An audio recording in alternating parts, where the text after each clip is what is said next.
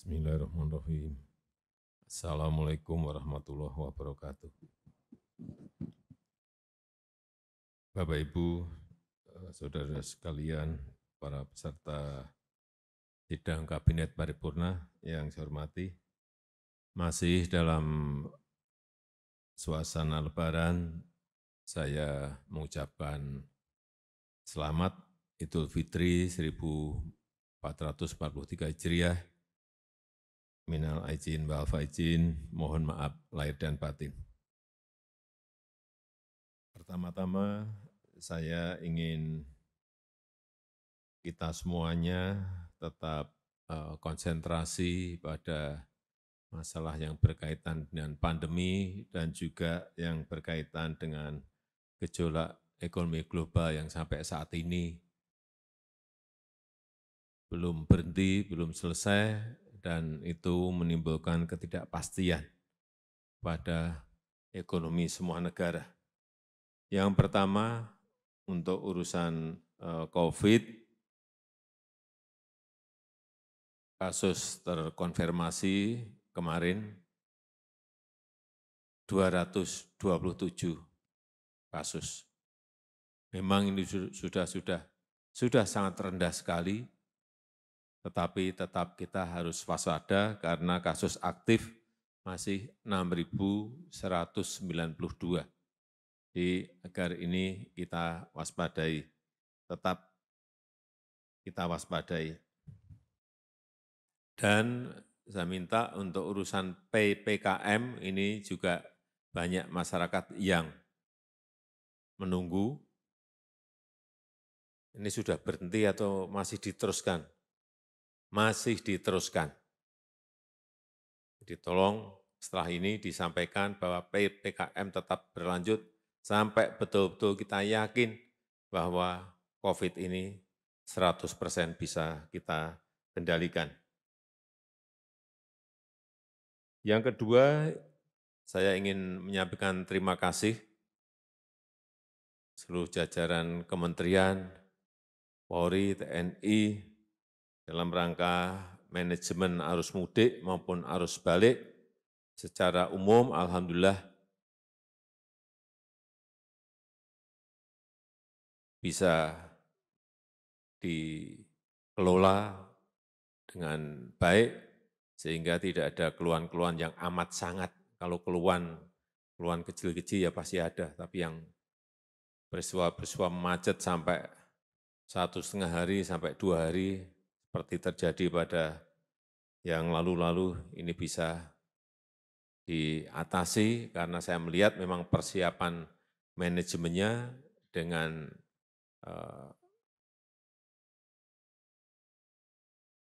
pengelolaan di lapangan yang baik, saya melihat semuanya bisa diatasi. Dan ini agar masih sisa waktu sedikit ini arus baliknya betul-betul agar terus diikuti. Yang ketiga, yang berkaitan dengan kewaspadaan kita terhadap gejolak ekonomi global. Hati-hati, sampai saat ini perang di Ukraina masih belum berakhir dan kelihatannya menunjukkan tanda-tanda yang berkepanjangan sehingga ketidakpastian global menjadi semakin tidak pasti. Pertama karena perang, yang kedua karena kebijakan moneter Amerika yang lebih agresif dalam meredam inflasi, dan ini akan menyebabkan resesi di banyak negara.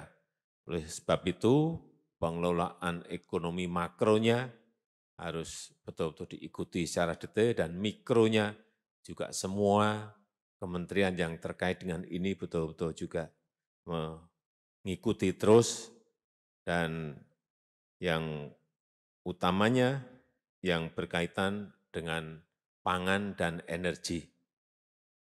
Saya sudah minta kemarin pada Sekap agar setiap minggu seperti kita lakukan rapat terbatas mengenai PPKM ini juga sama. Urusan pangan, urusan energi harus juga dilakukan mingguan, karena betapa pentingnya pengelolaan dua hal ini bagi stabilitas ekonomi kita, utamanya stabilitas harga dan barang-barang pokok rakyat. Yang keempat, saya ingin ingatkan lagi agar kita semuanya memiliki kepekaan yang tinggi mengenai krisis yang ada di negara kita dalam menghadapi krisis global. Meskipun sudah dirilis oleh BPS bahwa di kuartal pertama kita, pertumbuhan ekonomi kita sudah normal dan baik di angka 5,01%. Ini sebuah angka yang kalau dibandingkan dengan negara-negara lain, saya kira growth kita sangat baik, sehingga ini harus kita pertahankan, kita tingkatkan di kuartal yang kedua. Hati-hati mengenai musim kemarau, hati-hati mengenai kebakaran hutan dan lahan, dan juga hati-hati, kemarin kita sudah berbicara dengan menteri-menteri mengenai penyakit kuku dan mulut. Saya minta ini Menteri Pertanian segera dilakukan lockdown, zonasi lockdown di wilayah, sehingga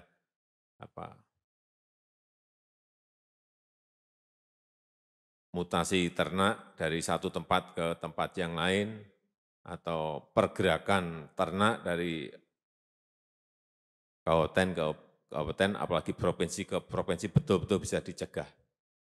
Dan ini selain tadi Kementerian Pertanian, saya juga minta Kapolri betul-betul menjaga ini di lapangan mengenai pergerakan ternak dari daerah-daerah yang sudah dinyatakan ada penyakit mulut dan kuku. Bentuk satgas, sehingga jelas siapa yang nanti bertanggung jawab. Yang kelima, saya ingin ingatkan lagi, APBN, APBD, BUMN harus mampu membangun kemandirian serta ketahanan ekonomi, sehingga percepatan realisasi belanja APBN, APBD, dan juga di BUMN harus betul-betul disegerakan untuk menjaga konsumsi, menjaga daya beli, dan saya minta para menteri yang berkaitan dengan ini agar memonitor belanja-belanja di setiap kementerian, lembaga, dan juga di daerah, dan juga di BUMN. Perhatikan sekali lagi kualitas belanjanya. Outcome-nya harus berdampak kepada ekonomi rakyat bawah. Saya sudah berulang-ulang kali saya sampaikan mengenai beli produk dalam negeri sebanyak-banyaknya yang berkaitan dengan APBN, APBD, maupun yang berkaitan dengan anggaran BUMN.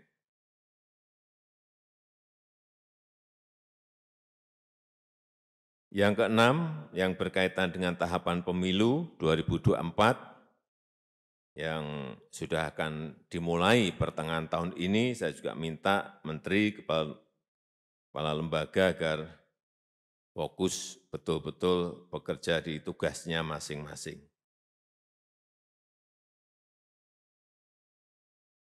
Agar agenda-agenda strategis nasional yang menjadi prioritas kita bersama itu betul-betul bisa kita pastikan terselenggara dengan baik, pemilu terselenggara dengan baik, lancar, dan tanpa gangguan.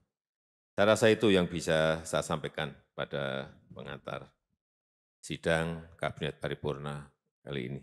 Terima kasih.